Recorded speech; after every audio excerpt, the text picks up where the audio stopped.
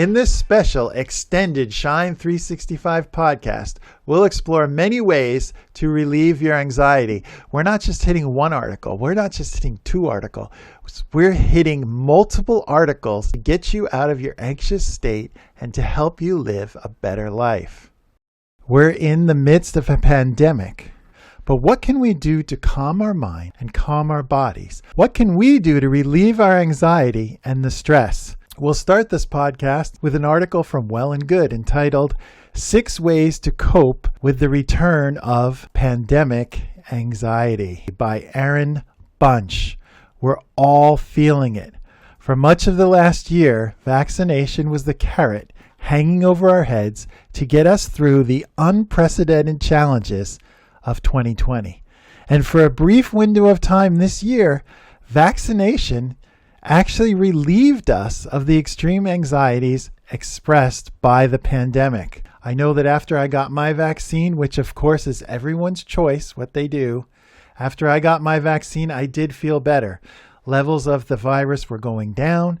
Things looked like they were improving, but again, with a virus, you never know what's going to happen. And how can we deal with anxiety in general? Well, here are 6 steps that Aaron Bunch lays out.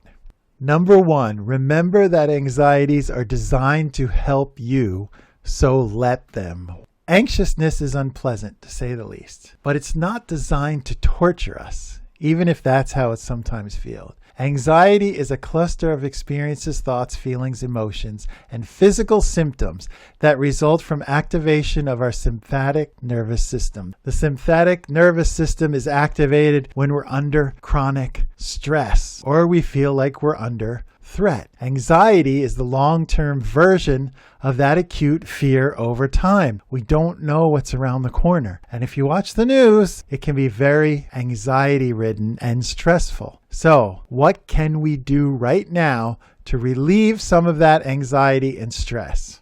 For someone super anxious about having to return to lockdown, you may not necessarily be able to control the decisions of our governments and our public health officials, Watson says. But there are aspects of your life which you can control. Beyond getting vaccinated, you can use your anxiety to continue wearing masks, to social distance when it's appropriate, and try to minimize your risk when possible. Additionally, you can prepare yourself for any lockdown-related scenarios by examining any regrets you had about the last one and preparing in advance to make the situation more comfortable. As we keep getting waves, you're getting smarter, you're able to understand things better, and because of that, your anxiety is going down. The more you learn about a subject, the less you have anxiety about it. So, with that being said, number 2, schedule time to ruminate. If you can't stop thinking about the idea of another lockdown, fears of getting sick, or any aspect of this pandemic life, says Watson, it means your brain is trying to solve the problem. But this rumination can be distracting, pulling your focus from the present moment and onto this one issue your brain is desperate to resolve. It feels really bad because we're just dwelling and circling our anxious thoughts. I liken that to a washing machine. It's like you're ready to go to bed and the washing machine in your head is still going. It's spinning. It's bringing up these different scenarios and you're afraid, you're nervous, you're anxious, you don't know what's going to happen. And because of that washing machine going in your head, you can't sleep. And this is a problem. You need to calm the washing machine down, calm the nerves in your head.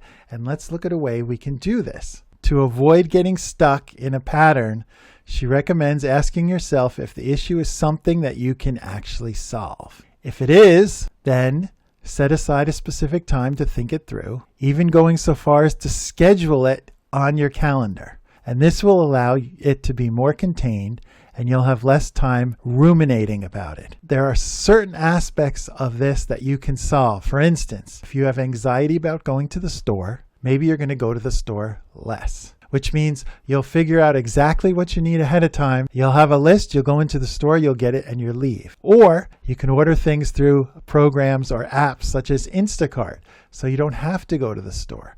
And for each individual, it may be a little different. We have to realize this as we move forward. If it's a problem that can't be solved by your mind, for example, fearing that a family member will get sick, when you can't control that, Watson suggests using coping mechanisms which are in your toolbox, like meditation or breath work, to manage your emotions. If I take a moment and concentrate on breathing, and I've covered this in past episodes, if you just take a moment, calm your mind, I count to 3, 1, 1,000, 2, 1,000, 3, 1,000, I breathe in. And then I do the same thing on the way out. 1, 1,000, 2, 1,000, 3, 1,000. I'm calming my mind. When you concentrate on your breathing, your mind is calm. It's just a fact. If you're concentrating on your breathing and that's all you're thinking of, the rest of your body will calm down. And you can do this as long as you'd like. It will relax you.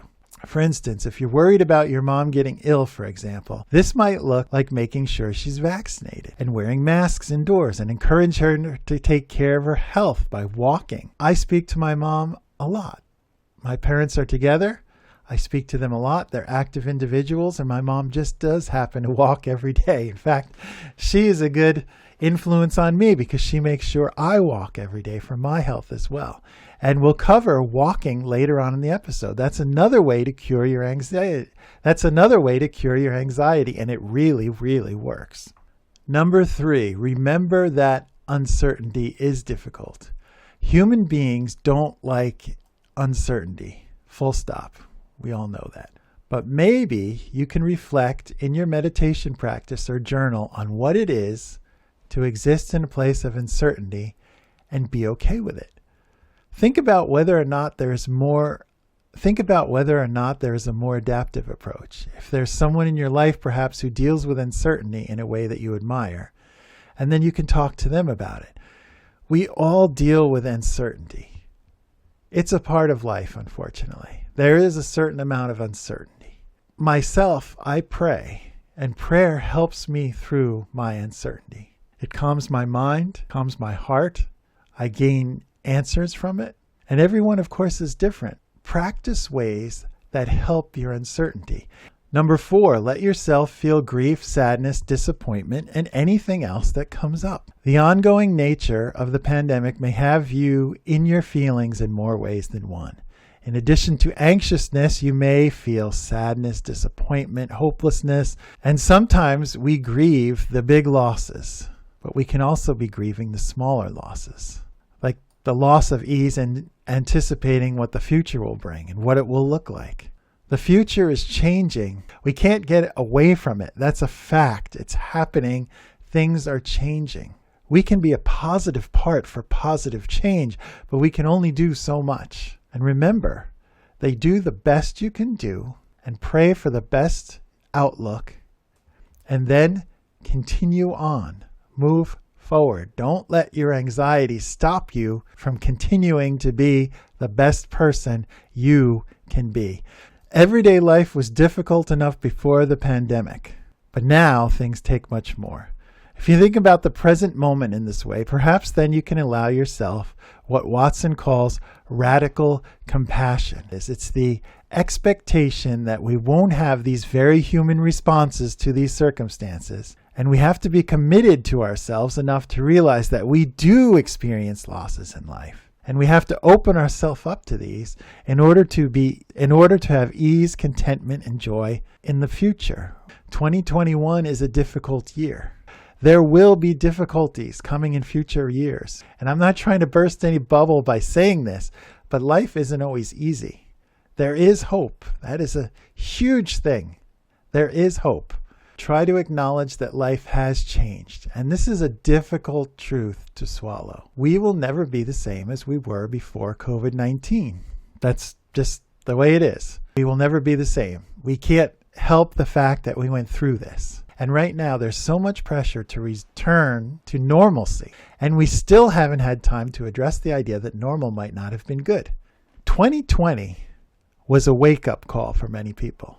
People did reassessments in their life. They reassessed their jobs. They reassessed their relationships. It was a big year to think. We were forced into isolation, and we were forced into a lot of time to think. So it's time to overcome this anxiousness by rewiring our brain. Yes, you heard me. Rewiring your brain. This article by Health Magazine entitled Rewiring Your Anxious Brain by Ginny Graves can get us there. Let's get there. Our minds are capable of magnificent feats of cognition, sending rocket ships into space, inventing drugs to kill deadly pathogens, remembering to buy everything at the grocery store without a list. There's a lot to worry about. But what's real? What should we really be worrying about?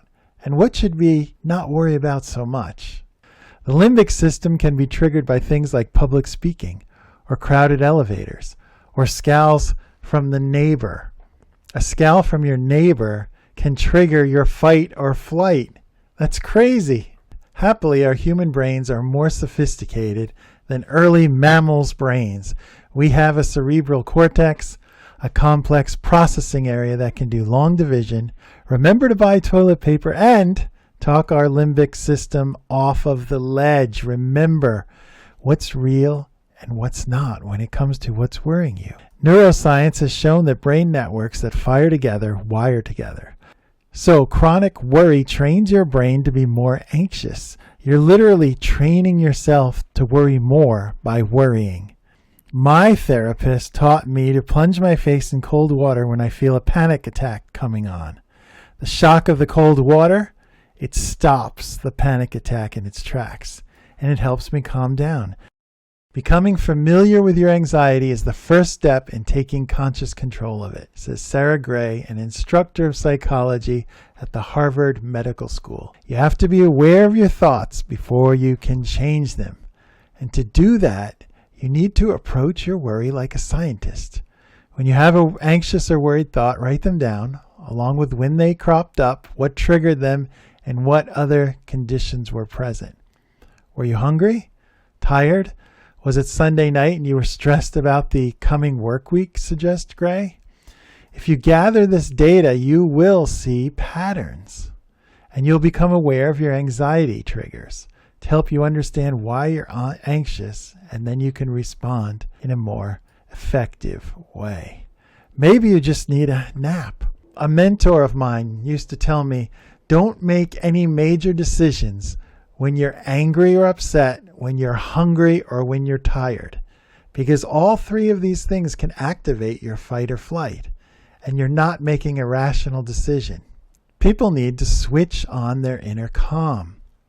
So when anxiety and intense stress hit, take 6 short breaths, counting to 4 on each inhale and 6 to each exhale. I'm reducing the anxiety.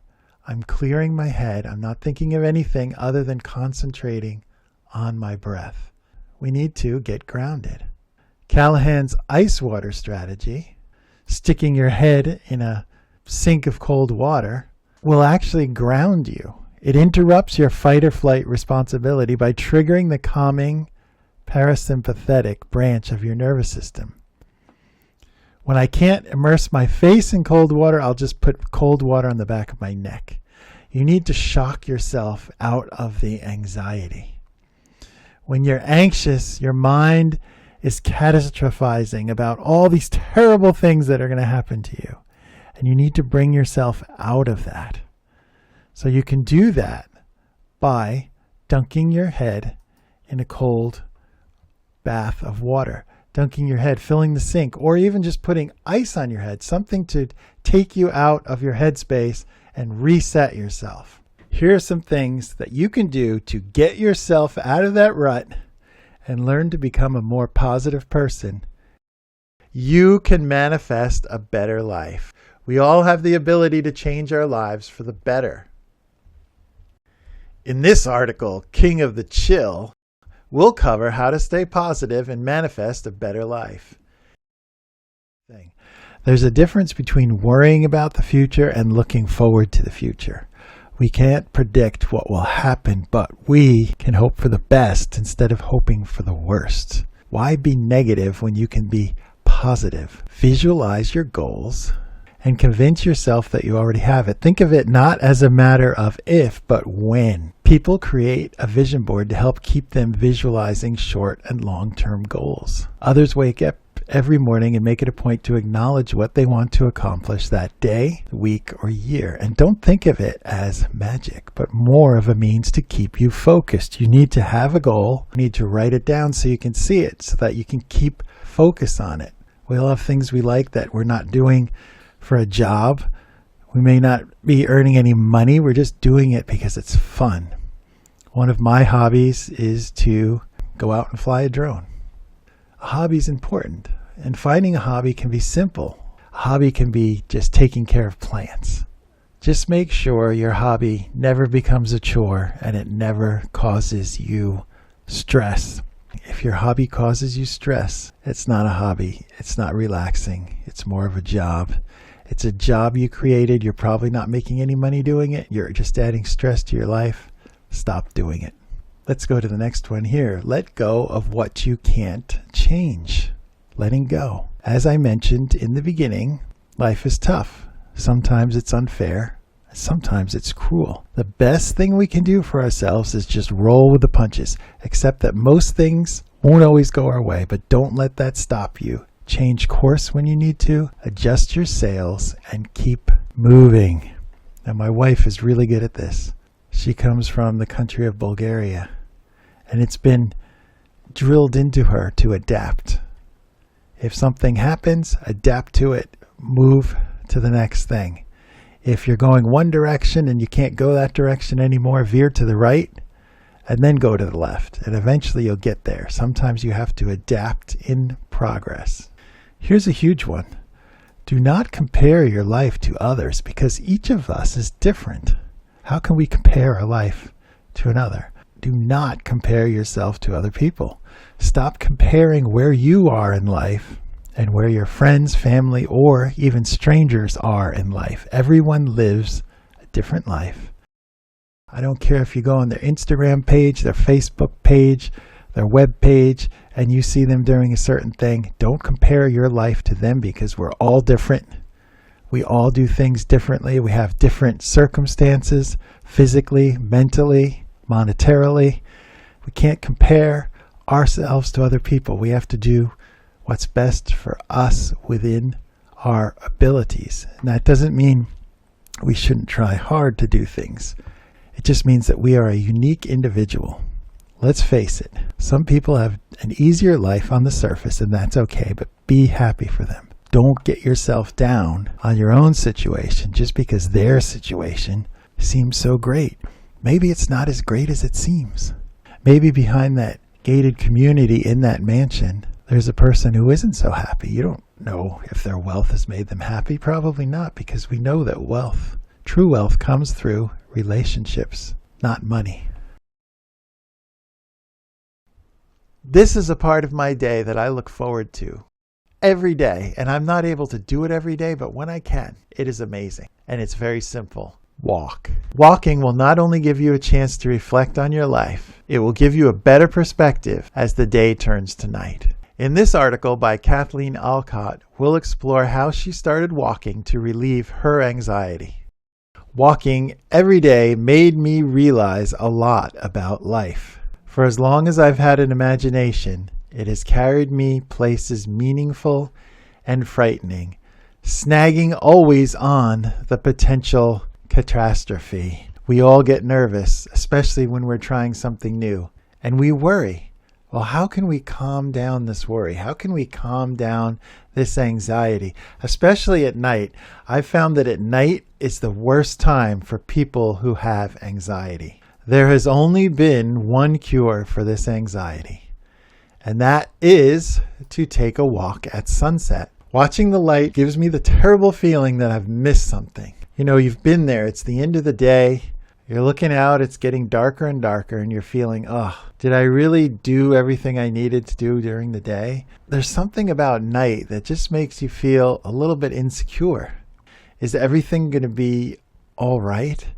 And a lot of people feel anxious. So what can you do? Well, one thing is to take a walk. Take a walk when the sun is setting. Watching the light go through the windows gives me this terrible feeling that I've missed something, but feeling it fade out in the weather makes me feel like I've been a part of it. So if you're outside as the sunlight is fading, you're still a part of it. You're a part of the end of that day.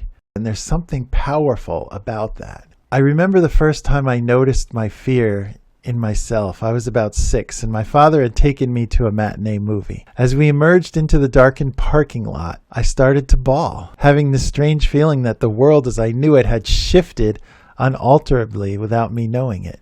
You go into the movie theater and it's still light outside, and you watch a 2-hour movie, and then you come out and it's pitch dark. And it's a little strange sometimes because you went in and everything was light and bright and nice, and then you come out of the theater and everything's dark and you feel as if you missed something. I understand what this author is saying.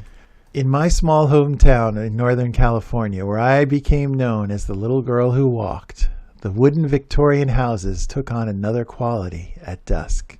The reds and golds and lilacs of the trim becoming softer, putting me in the mind of artfully iced cakes. The slow river changed too, looking less brown and more green. If you've ever noticed, during what I call the magic hour, and the magic hour happens twice a day. It happens in the morning when the sun's coming up, happens again when the sun's going down. The light just changes. Things look differently. Because as the sun goes down, you're getting a different kind of light. It's not as harsh as during the day. It's more subtle. And if you're a photographer or a videographer, that's considered the magic hour, when you're going to get the best colors in your camera. It's also an amazing time to take a walk, because you're literally seeing the end of the day. You're seeing the planet change, and it helps you. It relaxes you. I know when I get a chance to walk at night at sunset, it really helps me appreciate my life. It relaxes me and it calms me during my walk. If I don't get my walk, I don't feel like I got that transition from day to night. And I don't always get to take a walk. But when I do, it is something special. The world was becoming different, as it did every night. She's talking about the transition from day into night. But I held the magical belief that if I watched it, I was becoming different too. A girl who would not worry in bed about the absence of both her parents, who were reporters, and they were often not home until late at night, or worry about the things she was learning in school that scared her. We all have things we worry about. It doesn't matter what age we are. And a lot of times, as the sun is going down and it gets dark out, those worries come into your head. A way to lessen that worry and ease the progression from day into night is to take a walk and actually get out and experience the sun setting. In Hawaii, where I live, it's a tradition to get out and watch the sunset.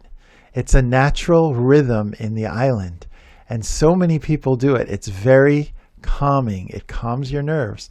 But you could be anywhere, and you don't have to see it over the ocean. You could see it over a building. It's calming. You're seeing the natural progression from day into night, and it does relieve anxiety. Wherever I've lived in the years since, in New York City or summers in Maine or Vienna, the sunset walk has been the anchor of my day, and it still makes me feel powerful. I may no longer believe that I'm changed by walking, but I remember all the things that remain the same, no matter how old I get, or how short I might seem compared to the trees, or how many colors there are, more than I can imagine, more than I'll ever forget. And that's part of the beauty of a sunset walk, the colors.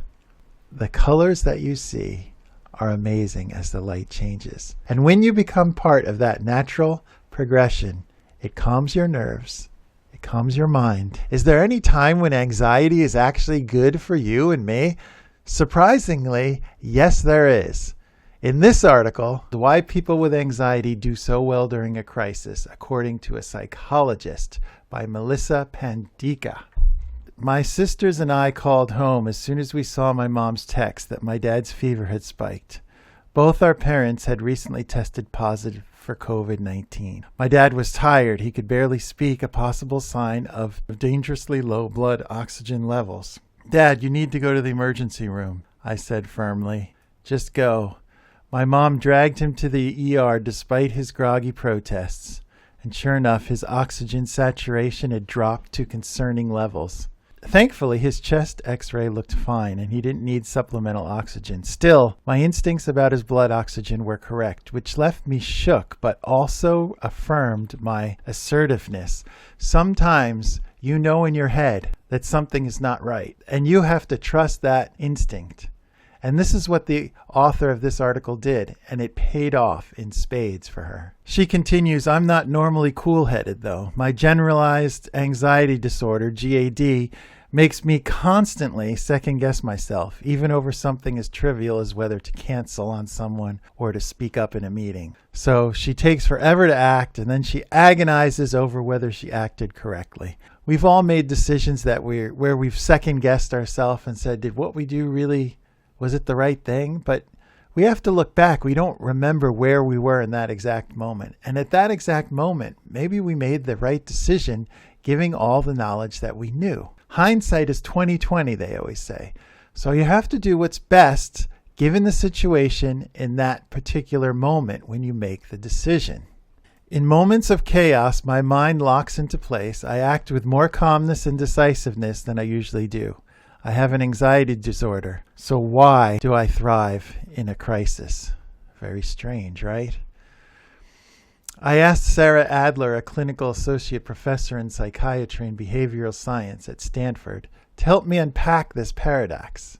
What I'm describing isn't just a quirk unique to me, she explains, but a phenomenon documented in many others who manage anxiety too. We actually know this, she says, that people who have anxiety disorders do really well in a crisis. Simply put, those with anxiety disorders often perceive harmless situations as if they were threats and respond accordingly at a psychological level. As a result of this, when they're faced with a legitimate crisis, all those psychological responses that you have are put into practice and good use.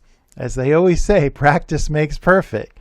If you have anxiety in your normal life and you're worried about things and you're trying to figure out how to stop bad things from happening, then you're programmed to think that way. So if bad things really are happening, you're able to handle them. This seems to hold up not only for those who, like me, who have GAD, but also those who have social anxiety disorder. Although the perceived threat may differ from one anxiety disorder to the next, the common theme is that there tends to be an elevated psychological reaction to the perceived threat. And to understand what happens in the brain and body with a person with an anxiety disorder in crisis, first let's take a trip to the region of the brain involved in perceiving the threats. The most ancient part of your brain, and it's least developed and least concerned to your executive functioning of reason. The amygdala is always on the lookout for danger, enabling it to quickly trigger other reactions in your body, such as elevating your heart rate, routing blood from your stomach to your limbs, and readying you for fight or flight. The amygdala is your emergency resource. It's the part in your brain which says you have to do something now. You can't plan it. You can't write it down. You have to react right now. You have to do something right now. It's an emergency. Do it. In people with anxiety disorders, a brain region known as the prefrontal cortex, which plays a role in so-called executive functions, including planning and decision-making, basically tells the amygdala to chill in non-threatening situations. But in those of us with anxiety disorders, the prefrontal cortex isn't very effective in terms of quieting down the amygdala. It doesn't really tell the amygdala to chill because we think that a lot of things are either life or death. As a result, we're in a state of threat, and our bodies experience a physiological response to the amygdala constantly sounding the alarm. Sounds pretty exhausting, and that's why most people diagnosed with anxiety benefit from meds or other things, because we're trying to calm our mind. You need to quiet the mind. You need to calm the mind. You need to rest the mind. Otherwise, you won't be able to sleep and you won't be able to function properly. So there's steps that you can take, and we've covered a lot of these throughout this episode. You have to work towards setting your mind straight. But at the same time, when there is a real emergency and you need things done, those with anxiety perform well. They know how to function. And this is what we're covering in this last part of the video. In someone with anxiety, an actual threat doesn't feel all that different from what they're experiencing day to day. This was my experience, the author says, when I urged my dad to go to the ER. My mind and body already knew what this fear felt like. It knew exactly what to do. She was ready to take the necessary steps. In fact, she probably didn't even need to think about it. And this action saved her father's life. Is anxiety a bad thing? Many times it is, but sometimes it's not. Please give the podcast a thumbs up, share it with friends, and we look forward, as always, to seeing you next time on Shine 365.